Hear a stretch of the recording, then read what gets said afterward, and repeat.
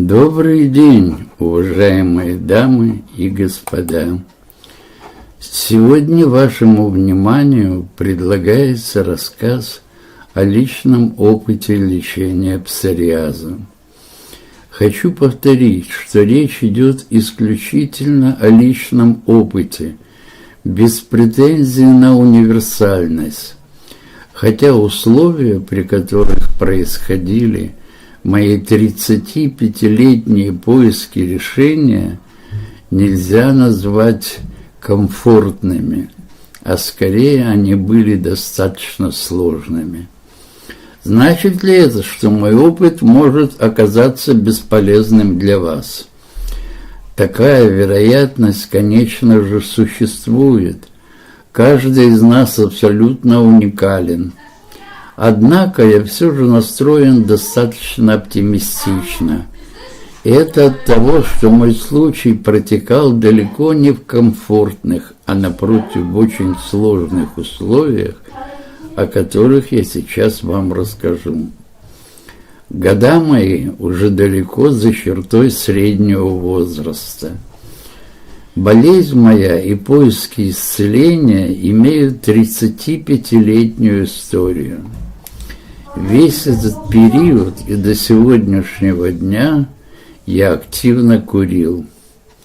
Да и все это время, помимо псориаза, меня донимали различные заболевания, а именно варикозное расширение вен, снижение слуха, нарушение функций гипоталамуса и гипофиза, необходимость нормализации внутренних органов и систем организма и тому подобное.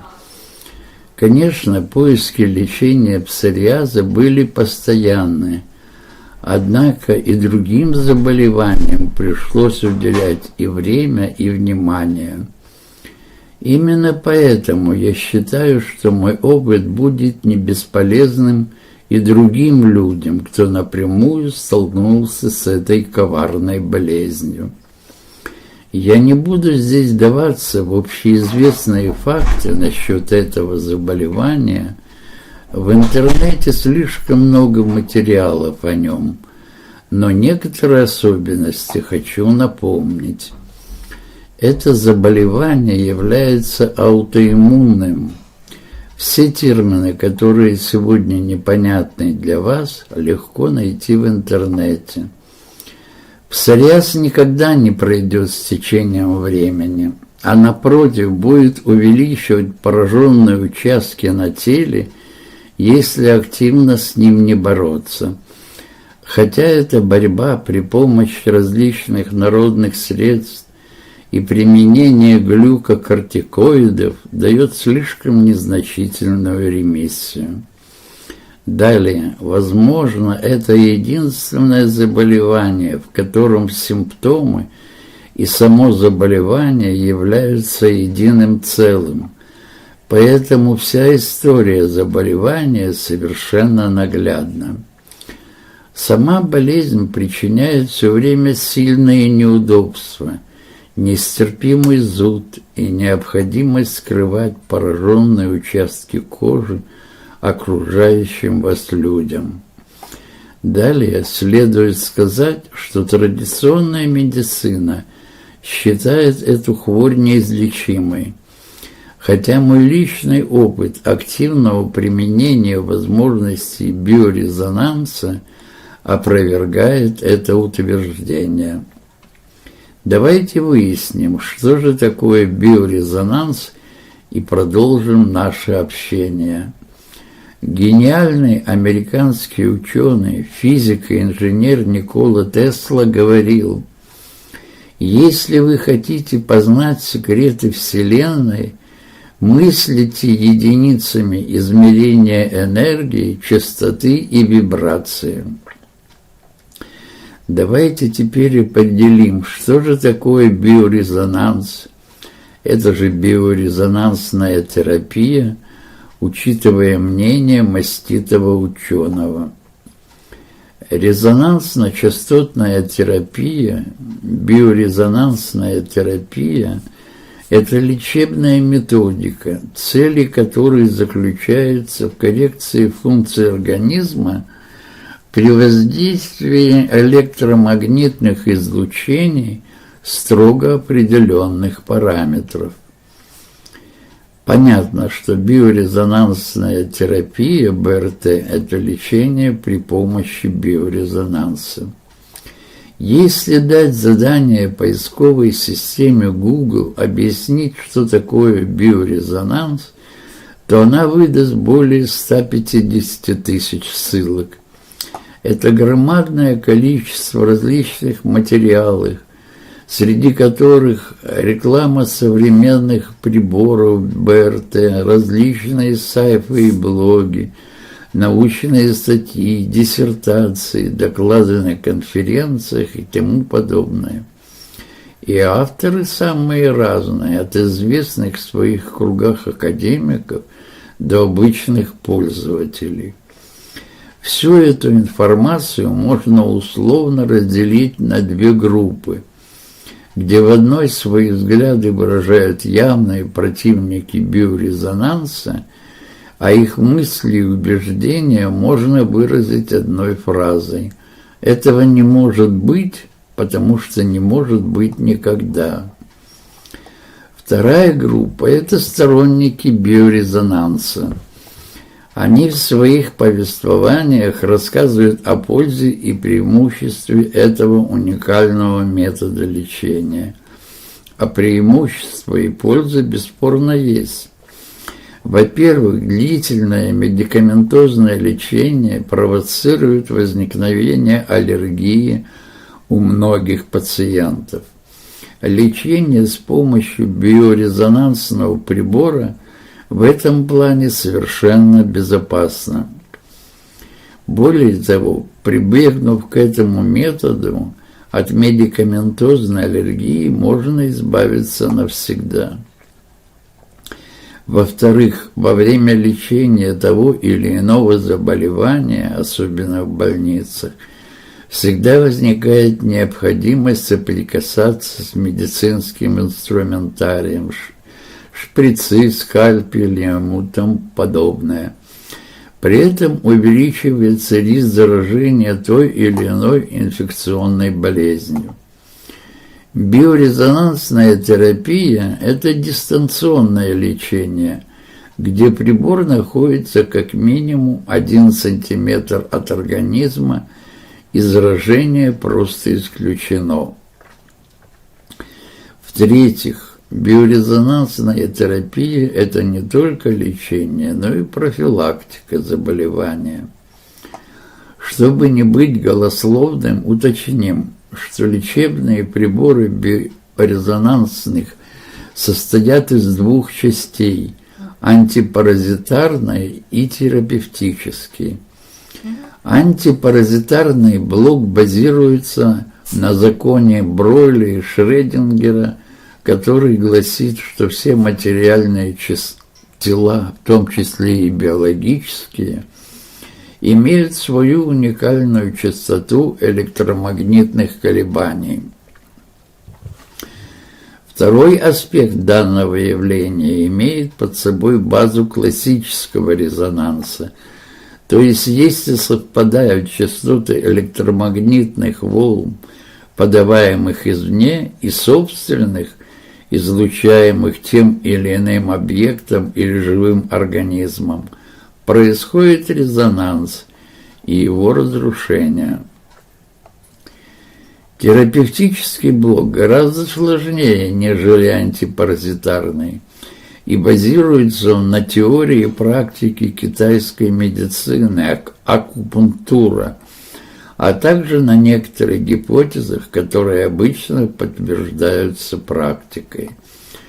Китайская классическая акупунктура была модернизирована выдающимся немецким ученым Рейнхольдом Фоллем, где воздействие на биологически активные точки иголками, то есть метод иглоукалывания, было заменено точечным воздействием электрического разряда невысокой мощности. Таким образом, по всей поверхности тела человека существуют биологически активные точки и области, воздействие на которых получается лечебный эффект. Однако этих точек довольно много, что делало процедуру лечения слишком громоздким. Следующим шагом терапии биорезонанса стали работа Шмидта и Мореля, по которой по одной активной точке проводится корреляция целых областей, что на порядок снизило время лечения заболеваний. Шмидт и Морель воспользовались также предположением о том, что все клетки и органы живых организмов имеют двойственную сущность – биохимическую и энергетическую, которые неразрывно связаны между собой. Биохимические реакции могут быть изменены при помощи различных лекарств, либо в результате воздействия различными медицинскими приборами. Энергетическую составляющую изменяют при помощи биорезонанса, но изменение одной составляющей автоматически производит соответствующее изменение второй. В этой области много эмпирики, однако все эти предположения соответствуют действительности. Интересно прочесть высказывание доктора наук, профессора Праздникова Виктора Петровича. Ссылку увидите ниже видео. Впечатляют успехи биорезонансной терапии за последние 15 лет. Первооткрыватель биорезонанса, выдающийся американский ученый Роял Райф, за 2 года работы сгенерировал 29 программ биорезонансной терапии.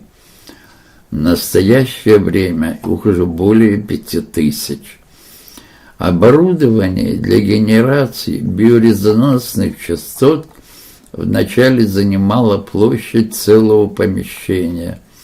Сейчас его размеры позволяют без труда помещать в карман обычной рубашки. Биорезонанс становится более эффективным при его совместном действии с традиционной медициной. Вы не сможете измерить давление при помощи биорезонанса, но сможете быстро нормализовать его. Вы не отмените свой визит к стоматологу, но сможете унять ноющую боль и излечить флюс. Прием различных лекарств и работа биорезонанса вполне совместимы. Мое знакомство с биорезонансом произошло около 13 лет тому назад, и с тех пор интерес к нему у меня не только не ослабевает, но и усиливается. Было бы некорректно с моей стороны утверждать, что мои заметки сообщат вам что-то новое и уникальное. Однако есть одна изюминка, заслуживающая, как мне кажется, вашего внимания. Дело в том, что авария на ЧАЭС в 1986 году наградила меня псориазом. Конечно, я пытался как-то справиться с этим заболеванием, кстати, и при помощи биорезонанса также. Ведь в терапевтическом блоке существуют программы с этим названием. Однако все было тщетно, вплоть до февраля месяца 2021 года, когда мне наконец удалось подобрать комбинацию программ, которая положительно, наконец, решила эту проблему. И мой вердикт: биорезонанс – это реальная возможность быть здоровым. Прежде чем загрузить видео на YouTube, эти материалы прочитали мои родные и друзья, а также знакомые из социальных сетей И вот резюме их замечаний. Почему вы считаете, что ваши материалы такие уж уникальные? Как вы учитываете индивидуальные особенности каждого человека?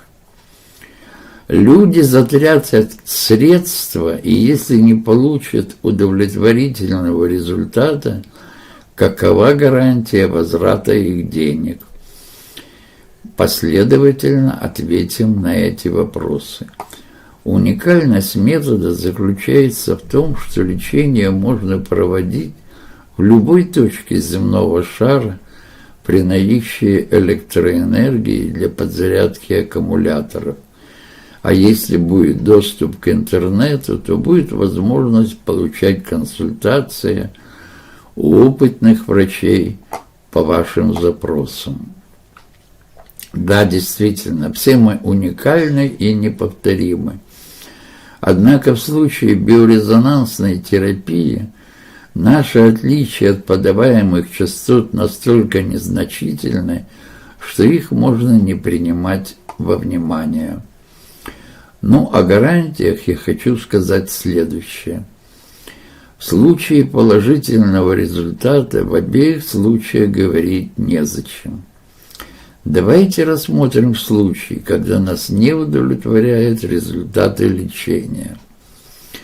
Если вы лечились в специализированных клиниках, либо у специалистов-дерматологов, то ваши затраты на лечение пошли прахом.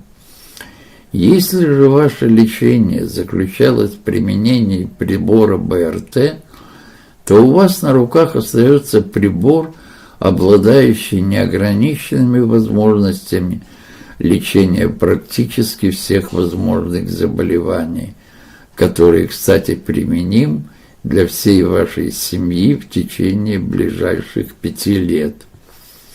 Кстати, о приборе. Его можно назвать мини-доктор, учитывая его миниатюрность, либо макси-доктор при его возможности лечения всех известных болезней, либо семейный доктор, он доступен всем членам семьи, независимо от возраста и тому подобное. Желаю всем здоровья и благополучия.